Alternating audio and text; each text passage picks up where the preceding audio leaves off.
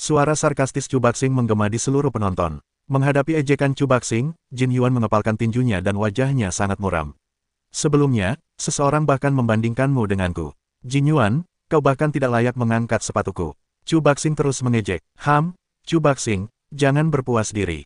Tiba-tiba, Jin Yuan mendongak, menatap Chu Baxing, lalu menunjuk Lu Ming, dan berkata, pria ini adalah seorang jenius langka di kediaman Raja Surgawi 9 Jue kita. Kekuatan bertarungnya tak tertandingi dan levelnya tak terkalahkan. Tidak, belum lagi level yang sama, dia tak terkalahkan bahkan di beberapa level pertempuran. Aku akui aku bukan tandingannya. Jadi, Chu Baxing, kalau kau bertemu dengannya, lebih baik kau menyerah saja, jangan sampai kau kehilangan nyawamu. Apa? Kata-kata Jin Yuan mengejutkan yang lain. Lu Ming, dengan kultivasi Dewa 5 lapisan, benar-benar mengalahkan Jin Yuan. Bagaimana mungkin? Su Yan, yang juga merupakan kediaman Raja Surgawi 9 Jue, dan para pemuda bermantel bulu semuanya tampak terkejut. Mereka belum pernah mendengar nama Lu Ming sebelumnya, tetapi hanya tahu bahwa Lu Ming telah melewati gerbang langit. Hahaha, Jin Yuan, apa kau bercanda? Di hadapan Dewa 5 lapisan, aku akan mengaku kalah. Chu Baxing tertawa, matanya berputar, dan melanjutkan, aku tahu, Jin Yuan, kau ingin menakut-nakutiku dengan metode ini, ingin aku kalah tanpa perlawanan. Kau tahu kau bukan lawanku, jadi kau ingin menggunakan metode ini untuk membuatku menyerah. Konyol, konyol, kalian berdua, yang sama-sama dari Istana Surgawi 9 Jue, apakah kalian berkolusi? Oke, kalian sengaja menakut-nakuti kami dengan cara ini, dan ingin mendapatkan batu jiwa Yuan, tapi cara kalian terlalu rendah. Kata-kata ini membuat mata orang lain bergerak, mengangguk diam-diam. Mereka juga mempercayai kata-kata Chu Baxing. Mereka mengira Lu Ming dan Jin Yuan berkolusi. Mereka sengaja mengancam orang lain dan ingin menaklukkan para prajurit tanpa perlawanan, agar mereka bisa dengan mudah mendapatkan batu jiwa Yuan. Namun, bagaimana mungkin? Jin Yuan muram dan tidak berbicara. Tujuannya bukan untuk menakut-nakuti pihak lain, tetapi melakukannya dengan sengaja. Jika Lu Ming bertemu Chu Baxing, dia bisa memaksa mereka untuk bertarung. Dia takut Chu Baxing juga akan mengakui kekalahan. Dengan cara ini, Chu Baxing tidak akan mengakui kekalahan, kecuali Lu Ming mau mengakui kekalahan. Lu Ming melirik Jin Yuan dengan ringan. Ide Jin Yuan jelas baginya. Namun, Lu Ming terlalu malas untuk menjelaskan. Jika dia benar-benar bertemu Chu Baxing, Lu Ming juga ingin menyelesaikan masalah pihak lain. Sebelumnya, Chu Baxing melihat Lu Ming, dan dia sangat sombong. Belakangan, orang-orang dari keluarga Chu masih ingin membunuh Lu Ming, yang telah membuat Lu Ming marah. Karena itu, Lu Ming tetap diam. Dengan cara ini, Chu Baxing berpikir bahwa tebakannya benar. Ia mencibir dan penuh ejekan. Lu Ming kembali ke jalannya sendiri dan panggung pertempuran pun menghilang. Namun, Jin Yuan tidak pergi dari sini, tetapi jalan di bawah kakinya menyusut kembali menjadi satu bagian, yang lebih pendek daripada orang lain. Ini menunjukkan bahwa ia telah kalah dalam perang. Namun, ia masih bisa menyaksikan perang di sini untuk sementara waktu. Setelah Lu Ming dan mereka mundur, dua jalur terbentang dan bergabung di udara membentuk panggung pertempuran. Kali ini, salah satunya dingin. Yang lainnya adalah pemuda berkulit binatang dari Istana Surgawi 9 Jue. Sua, tubuh Yuhan melesat dan bergegas ke panggung pertempuran. Ia menatap pemuda berkulit binatang itu dengan mata panas dan berkata, "Nak, ayo bertarung." Aku menyerah. Pemuda berkulit binatang itu langsung menggelengkan kepalanya dan mengakui kekalahan. Ketika bertemu orang lain, ia mungkin akan berperang, jadi ia harus mengendalikan diri. Namun, ketika bertemu Yuhan, ia langsung menyerah. Di luar istana, bahkan Chu Baxing pun bukan tandingan Yuhan. Kemudian, Lu Ji dan Chu Baxing bergandengan tangan untuk melawan Yuhan. Ia bertarung melawan Yuhan, tetapi hanya ada satu cara untuk mati. Mengapa bertarung lagi? Sayang sekali. Aku bahkan tidak berani bertarung. Dingin sekali. Rasanya agak tidak nyaman. Ia juga ingin membunuh seorang Tian Jiao dan melahap jiwa lawannya. Pemuda berkulit binatang itu menyerah, dan jalan di bawah kakinya menyusut kembali setinggi koin emas.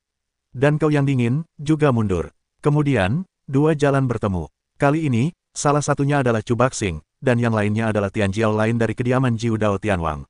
Pemuda ini melirik Chu Baxing, lalu berkata dengan ringan, "Aku menyerah." Tian Jiao, yang juga anggota kediaman Jiu Dao Tianwang, telah bertarung dengan Chu Baxing lebih dari sekali. Ia tahu kekuatan Chu Baxing. Sebelumnya, meskipun Chu Baxing ditekan oleh Yuhan, itu karena ia dikekang oleh Yuhan. Lagi pula, jika ia benar-benar ingin bertarung hidup dan mati, Chu Baxing mungkin tidak akan kalah, jadi ia langsung mengaku kalah. Raut wajah Chu Baxing tidak berubah, jelas ia tahu bahwa pihak lain akan mengaku kalah. Kemudian, Perang Dunia Kelima pun terjadi. Rumah Jiulu bagaikan surga. Kebetulan saja keduanya pernah bertarung di luar kastil sebelumnya, dan mereka tidak menang. Kini, mereka bertemu lagi. Tubuh Lu Ji bergerak dan muncul di panggung pertempuran. Tatapannya tajam. Di matanya, ada kilatan cahaya pisau, menatap Suyan dan berkata, Suyan, beranikah kau bertarung hidup dan mati? Kenapa tidak? Suyan melangkah keluar dan jatuh di atas panggung. Tiba-tiba, sebuah perisai cahaya menutupi panggung pertempuran. Baiklah, Suyan, aku akan menginjak tulangmu dan menerobos ke alam Raja Dewa. Semangat tempur Luji berada di malam hari. Inilah yang ingin kukatakan. Jika aku membunuhmu dan meninggalkan kota kuno Xingyue, aku akan dapat menyerang kerajaan dewa. Suyan juga membuka jalannya. Prestasi mereka semua berada di alam Raja Dewa tingkat 6, dan mereka telah lama berada di alam Raja Dewa tingkat 6. Namun, tidak mudah dan penuh tuntutan untuk menerobos alam Raja Dewa. Hanya melalui pengalaman hidup dan mati, latihan yang keras, kita dapat membantu mereka menerobos lebih cepat. Kali ini, Yuhan dan Chu Baxing ada di sana. Suyan, Luji, dan yang lainnya tahu bahwa kebanyakan dari mereka tidak bisa mendapatkan batu jiwa kehidupan.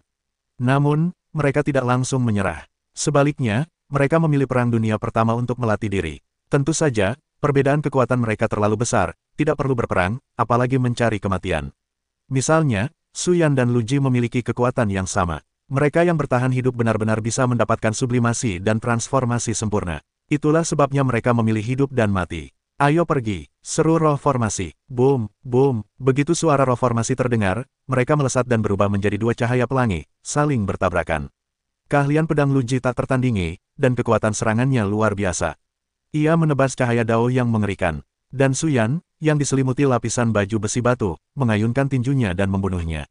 Setiap pukulan bagaikan gunung Arkan, yang sangat kuat dan dahsyat. Keduanya bertarung dengan sengit, dan pertempuran itu tak terpisahkan. Lebih intens dan lebih tragis daripada para diplomat di kastil sebelumnya. Karena ini adalah perang hidup dan mati, kedua belah pihak tidak punya jalan kembali, hanya dengan membunuh lawan, mereka bisa hidup.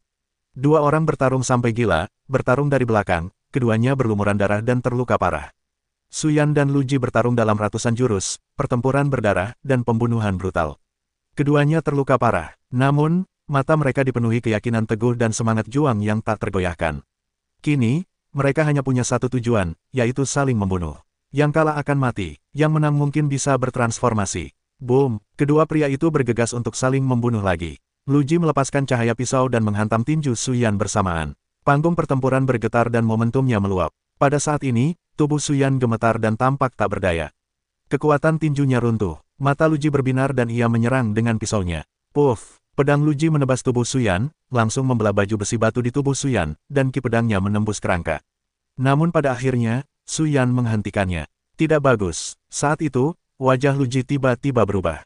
Ia menyadari kesalahannya, tetapi sudah terlambat. Boom, Suyan tiba-tiba melancarkan serangan yang mengerikan. Kekuatan tinju menembus dan mengenai Luji. Tubuh Luji langsung tertusuk, dan sebuah lubang besar meledak, yang transparan sebelum dan sesudahnya. Luji memuntahkan darah, dan tubuhnya terbang keluar. Dia jatuh di peron dan sulit bergerak untuk sementara waktu. Suyan juga memuntahkan seteguk darah, tetapi lukanya jauh lebih ringan daripada Luji. Baru saja, dia sengaja menunjukkan kekurangan dan membiarkan Luji memotongnya. Ini juga dia, orang biasa tidak berani melakukan ini. Pertahanan Suyan sangat kuat, jadi dia berani melakukannya. Akhirnya, dia membayar harga cedera serius dan sepenuhnya mengalahkan Luji. Sentuh, sentuh. Dengan tubuhnya yang berlumuran darah, Suyan berjalan ke Luji selangkah demi selangkah, meninggalkan jejak kaki di tanah. Titik.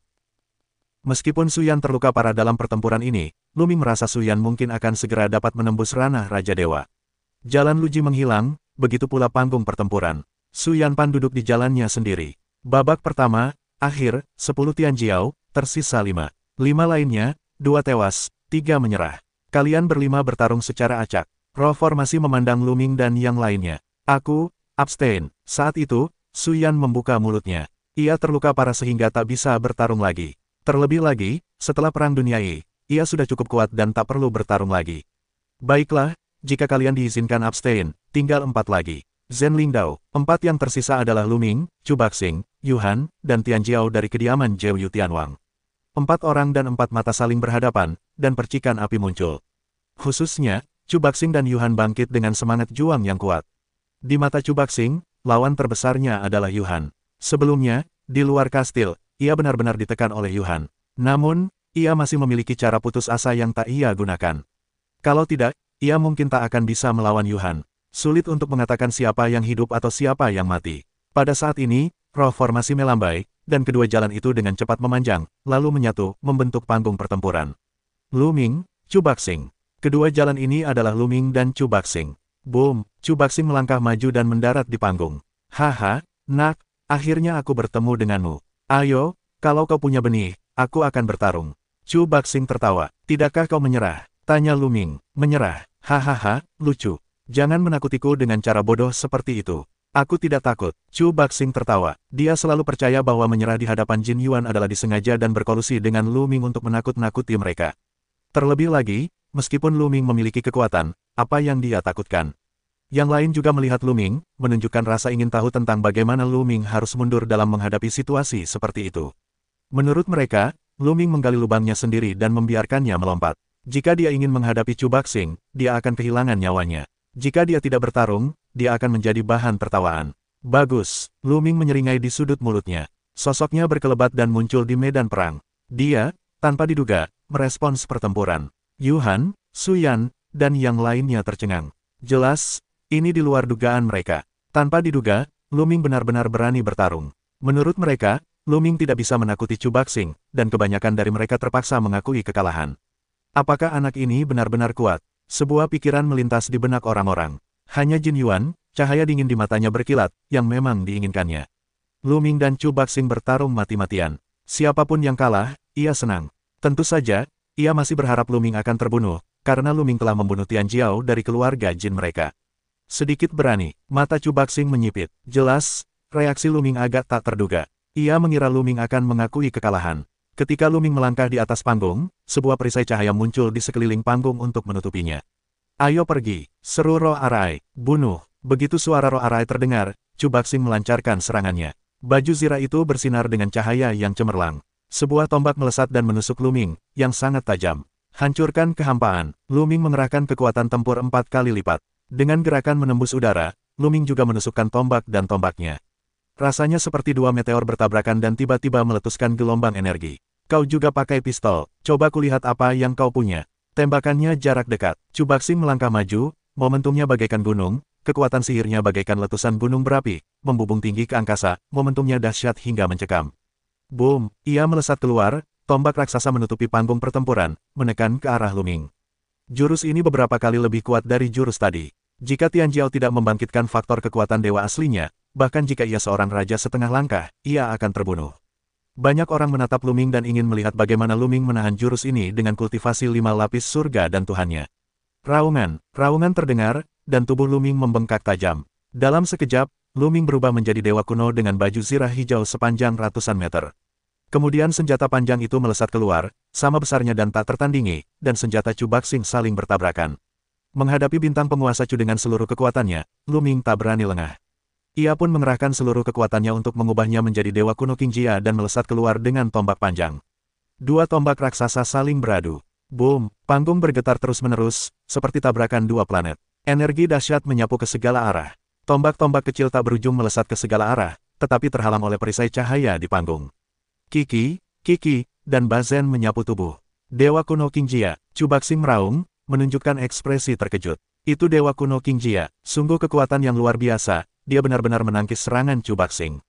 Suyan dan yang lainnya di sekitarnya terkejut. Mereka membuka mulut dan menatap Lu Ming dengan penuh hormat. Lu Ming benar-benar telah berkultivasi menjadi dewa kuno King Jia, dan dengan kekuatan tempur yang kuat, ia menampilkan dewa kuno King Jia, dan mampu bersaing dengan penguasa Chu. Chu Baxing, hanya itu kekuatanmu.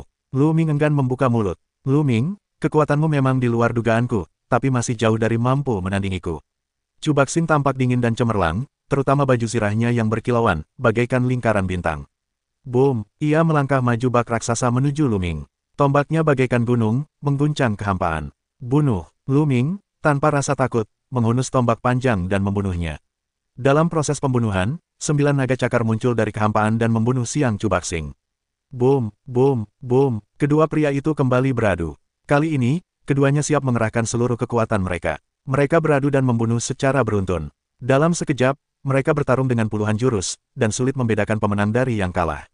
Dewa Perang, Chu Baxing meraung, menembakkan api sungguhan, melancarkan serangan terkuat. Sesosok dewa perang raksasa muncul di atas panggung, tombaknya menancap ke arah Lu Ming, melesat dengan kecepatan tinggi. Lu Ming merasakan kekuatan dahsyat menyerbu ke arahnya. Kekuatan ini langsung menguncinya dan membuatnya sulit menghindar, sehingga ia hanya bisa menghubungkan mereka. Bintang meledak, gumam Lu Ming, seluruh kekuatan sihirnya menyatu menuju tombak panjang itu, lalu berubah menjadi tombak dan meledak. Boom! Sebuah tombak raksasa melesat keluar dan membombardir Dewa Perang Chu Baxing. Tombak Luming meledak dengan keras, dan kekuatan penghancurnya menyapu Dewa Perang. Kekuatan mengerikan menenggelamkan seluruh medan pertempuran. Luming dan Chu Baxing telah mundur ke tepi medan pertempuran. Setelah beberapa tarikan napas, energinya menghilang, dan orang-orang dapat melihat retakan pada Dewa Perang yang dipadatkan oleh Chu Baxing. Mata semua orang membeku, beberapa tak percaya. Serangan Dewa Perang Chu Baxing tidak hanya diblok oleh Luming, tetapi juga oleh retakannya, yang terlalu mengerikan. Kau tahu, jurus Chu Baxing ini sangat kuat dan tak terkalahkan. Sebelumnya, ia langsung mematahkan pukulan terkuat Jin Yuan dan mengalahkan Jin Yuan. Bahkan Yuhan tidak berani melakukan jurus ini, tetapi sekarang, Luming tidak hanya menang, tetapi juga menghancurkan retakan itu dengan pukulan dari Dewa Perang. Kekuatan orang ini telah meningkat lagi. Bisik Jin Yuan, menatap mata Luming, dengan keterkejutan yang mendalam. Awalnya, Luming memenangkan pertempuran pertama dengan Jin Yuan. Meskipun Luming menang, tidak mudah untuk menang. Namun, Chu Baxing mengalahkan Jin Yuan dengan lebih mudah. Namun, 3 serangan Luming untuk menghancurkan dunia menembus 1 dan mencapai yang ke-8. Terlepas dari 3 jurusnya, yaitu menghancurkan langit, membelah bulan, dan meledakkan bintang, kekuatan Luming telah meningkat pesat. Kini, kekuatan serangan Luming tak lagi di bawah Chu Baxing. Pupil mata Chu Baxing juga mengecil tajam. Di Perang Dunia I pada level yang sama, hanya sedikit orang yang mampu menghalangi jurusnya, apalagi kultivasinya yang lebih rendah. Luming hanyalah seorang manusia dengan 5 tingkatan surga dan dewa. Hal ini membangkitkan kecemburuan yang mendalam di hati Chu Baxing. Lihat bagaimana kau bisa menghalangiku. Bunuh! Chu Baxing meraung dan terus mengendalikan Dewa Perang untuk membunuh Luming. Fase Dharma Naga, bunuh bulan, seru Luming. Pertama, ia menggunakan jurus sihir metode naga. Ia memadatkan 9 naga bercakar 9 untuk saling membunuh. Kemudian, ia terus menggunakan jurus membelah bulan. Dalam sekejap, 7 tombak berbentuk bulan sabit saling menebas. Ledakan, ledakan, 9 naga Dharma berwujud, dengan cara yang mematikan, bertabrakan dengan Dewa Perang dan meledak terus-menerus. Kemudian, 7 tombak berbentuk bulan sabit menebas serangan Ares. Tubuh Ares yang besar terus bergetar. Akhirnya, mereka tak mampu menahan bombardir bergulung-gulung. Akhirnya, mereka hancur berkeping-keping dan energinya terbuang sia-sia. Tubuh Chu Baxing gemetar dan berulang kali mundur ke perisai cahaya di tepi panggung pertempuran. Wajahnya sedikit pucat, hati orang-orang bergetar, apakah Chu Baxing akan kalah? Di tangan Dewa 5, sepertinya kau, Dewa Perang, memang seperti ini. Chu Baxing, hari ini, kaulah yang mati. Luming berbicara dengan dingin dan melangkah maju bersamaan, memaksanya pergi. Luming, kau ingin membunuhku. Mimpi, kau memaksaku. Awalnya, jurus ini digunakan untuk melawan dingin. Sekarang, kau bisa mencobanya dulu. Chu Baxing meraung, wajahnya ganas dan kejam. Boom, napasnya kembali naik. Ia memegang tombak secara horizontal, lalu menginjakkan kakinya, dan tubuhnya terangkat ke udara, lalu seluruh tubuhnya berputar cepat. Huhuhuhu, Chu Baxing berputar liar, dan dalam sekejap, pusaran air yang mengerikan muncul di udara. Luming, matilah untukku. Di pusaran air, suara dingin Chu Baxing terdengar. Kemudian, daya tarik yang mengerikan keluar dari pusaran air dan memaksa Luming untuk menelannya. Luming menggunakan kekuatan sihirnya untuk memperbaiki tubuhnya. Namun, pusaran air Chu Baxing langsung menerjang Luming. Mata Luming bermartabat. Di pusaran air ini, Luming merasakan krisis yang mengerikan. Jika ia tersapu, ia akan digantung hingga menjadi potongan daging. Fase Dharma Naga, seru Luming, sekali lagi menampilkan formula Dharma Naga, 9 fase Dharma Naga bergegas menuju pusaran. Namun, ketika Dharma Naga bertabrakan dengan pusaran, ia langsung terpelintir menjadi energi oleh pusaran tersebut. Pusaran air terus menyelimuti Luming. Potong bulan, seru Luming, memegang tombak di kedua tangan, dan menebas, sebuah tombak berbentuk bulan sabit menebas pusaran air. Ketika Luming menebas pusaran air, tombak di tangannya dihujani ribuan kali dalam sekejap. Sebuah kekuatan mengerikan datang, dan tombak artefak tingkat 9 berkualitas tinggi di tangan Luming hancur berkeping-keping. Sebuah kekuatan dahsyat menyerbu Luming. Tubuh Luming bergetar dan mundur berturut-turut. Ia mundur ke tepi panggung pertempuran dan menabrak perisai cahaya. Kekuatan yang mengerikan, Luming ketakutan. Chu Baxing menggunakan jurus pusaran air ini, sungguh mengerikan, mencekik segalanya, perlawanan keras di depan, Luming tak berdaya. Di luar panggung pertempuran, tatapan mata dingin itu bermartabat. Kekuatan jurus Chu Baxing sungguh menakjubkan. Sekalipun kemampuannya aneh, menghadapi jurus ini, ia mungkin tak mampu sepenuhnya menghilangkan kekuatan serangannya. Luming, pergilah ke neraka, hahaha. Chu Baxing tertawa, pusaran air terus menyelimuti Luming. Sebelum tiba, kekuatan mengerikan itu membuat Luming kesulitan bernapas. Bintang meledak, Luming berteriak, dan api berkobar di tubuhnya. Dengan kekuatan agungnya, ia menyerbu tombak itu dengan liar. Sekali lagi, Luming menggunakan jurus bintang meledak. Sebuah meriam besar melesat ke pusaran air, lalu meledak. Kekuatan penghancur terus-menerus menghantam pusaran air. Berdengung, berdengung. Di bawah pengaruh energi penghancur, pusaran air bergetar terus-menerus, dan akhirnya mundur agak jauh.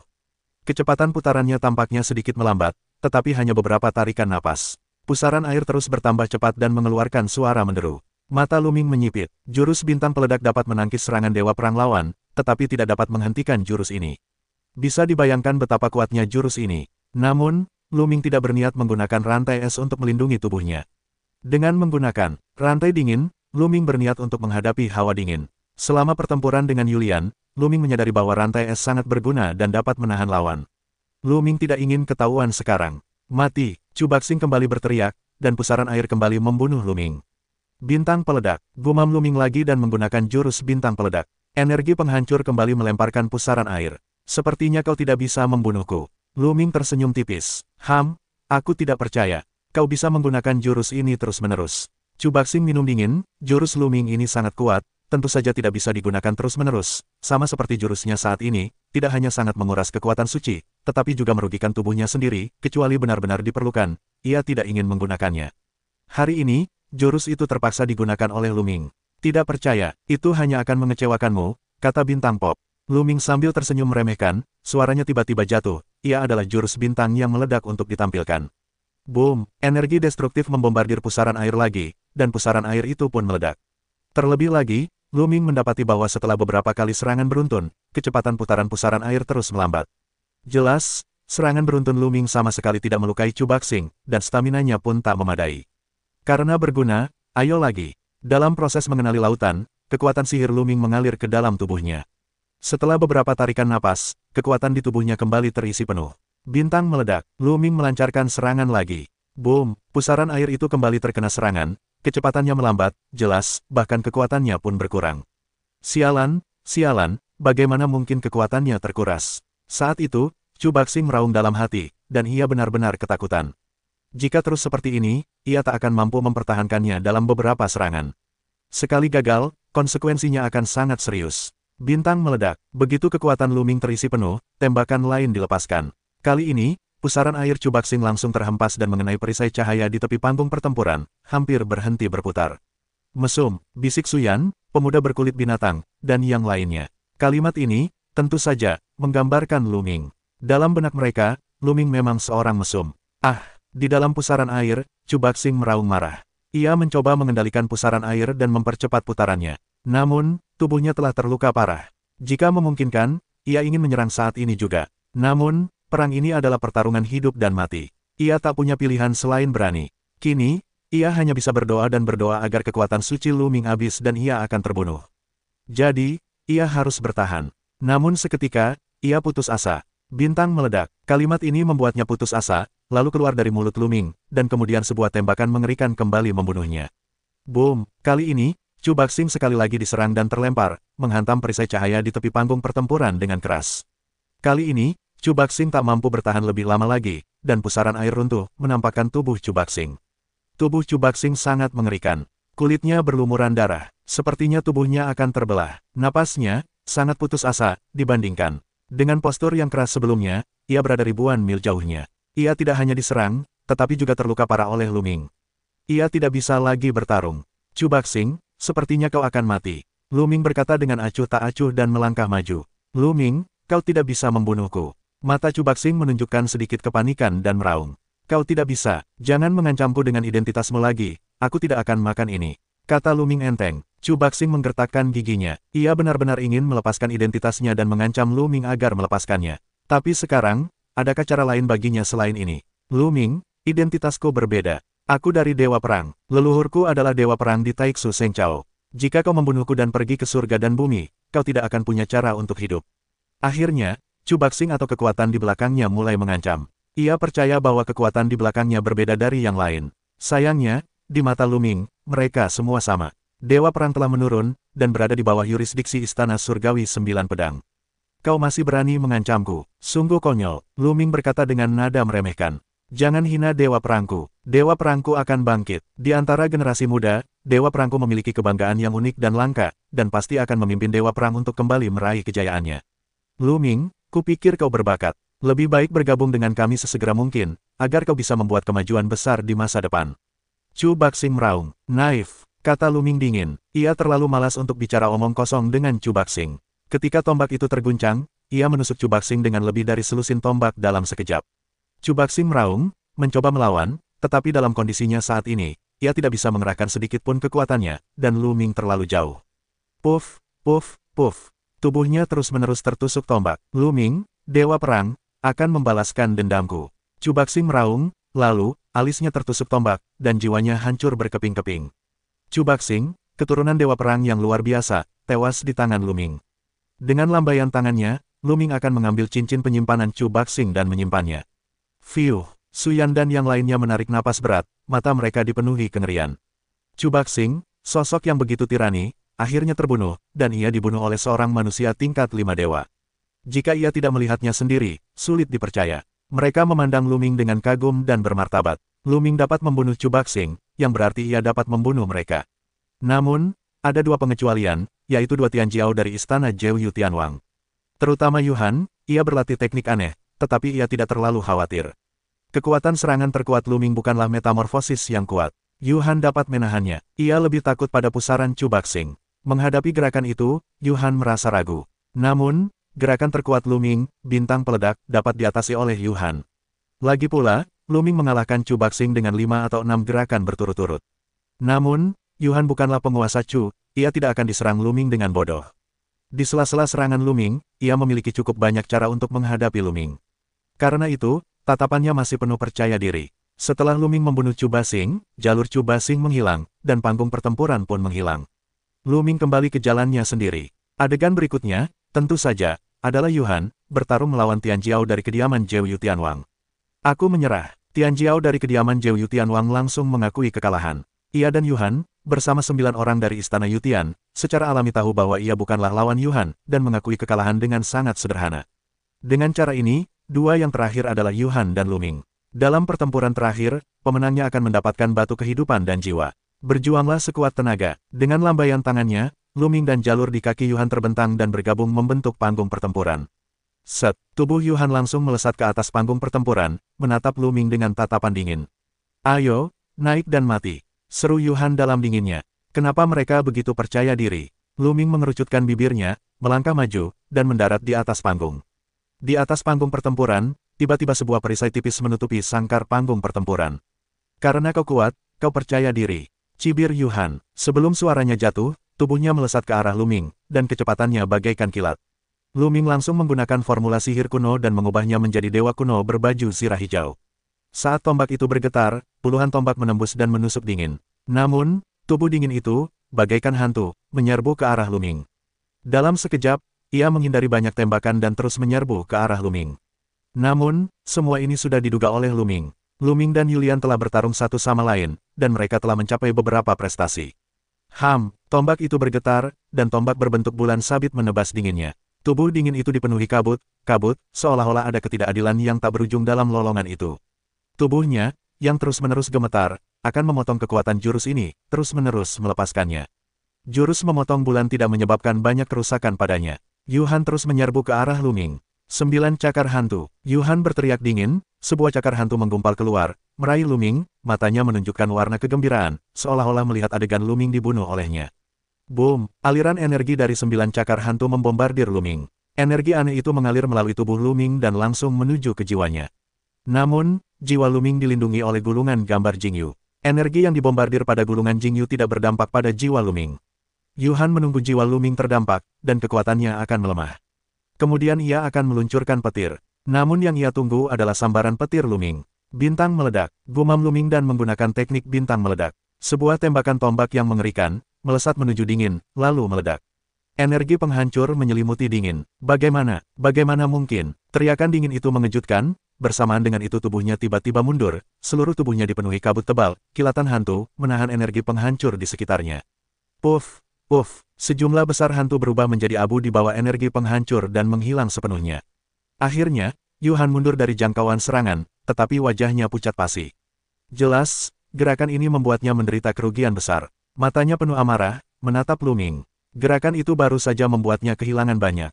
Nak, bagaimana kau bisa menghalangi jiwaku? Teriak dingin itu. Bodoh, kenapa aku harus memberitahumu? Lu Ming membenci pihak lawan, melangkah maju selangkah demi selangkah, dan membunuh pihak lawan. Kebetulan, pasti kebetulan, aku tidak percaya. Teriak Yuhan dan membunuh Lu Ming. Sayangnya, kali ini, sama seperti terakhir kali, ketika serangan dan bombardirnya mengenai Lu Ming, itu sama sekali tidak berpengaruh padanya. Sebaliknya, Lu Ming memanfaatkan kesempatan itu dan melancarkan serangan lain untuk meledakkan bintang-bintang. Ia pucat pasi dan kehilangan banyak hantu. Sialan, sialan, kau tidak takut dengan kejutan jiwa. Ngomong-ngomong, kamu harus punya harta untuk melindungi jiwamu. Yuhan meraung. Sekarang aku tahu, sudah terlambat. Lu Ming mencibir. Terlambat, belum terlambat, Lu Ming. Kau pikir kau bisa membunuhku? Selama aku menghindar sekuat tenaga, seranganmu tidak akan bisa mengenaiku. Sehebat apapun kekuatan sihirmu, akan selalu ada saat di mana kau akan kelelahan. Aku akan melahapmu, dan aku akan membunuhmu. Yuhan berteriak dengan marah, dan kabut di tubuhnya semakin tebal. Ia ingin menutupi semua platform pertempuran. Pada saat yang sama, hantu-hantu di dalam kabut berkelap-kelip, dan tubuh dingin itu terus berkelebat. Sepertinya mereka tumpang tindih dengan hantu-hantu ini, sehingga sulit bagi orang untuk melacaknya. Bahkan jika Lu Ming tidak takut akan serangan jiwa, ia tidak takut. Serangan terkuat Lu Ming tidak sebaik Chu Baxing. Ia hanya perlu menghindarinya, sulit untuk menyerangnya sekaligus. Benarkah? Lu Ming menyeringai di sudut mulutnya. Jantungnya mulai berdetak kencang, dan rantai es itu terlepas. Begitu 9 rantai es itu terbang, mereka dengan cepat memanjang dan berputar di sekitar panggung pertempuran.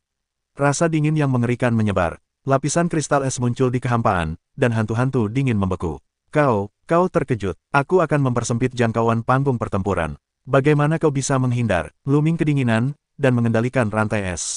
Ia terus terbang dan berputar di atas panggung pertempuran. Tak lama kemudian, rantai es tersebar di seluruh panggung pertempuran, dan ruang di panggung pertempuran menyusut dengan cepat. Jika kau ingin menjebakku, mimpi, hancurkan saja rantai ini. Teriak Yuhan, lalu melancarkan serangan, membombardir rantai es. Namun, rantai es itu hanya bergetar beberapa kali, dan tidak putus. Kali ini, wajahmu yang dingin berubah total. Bagaimana mungkin? Bagaimana bisa begitu keras? Teriak Yuhan ngeri.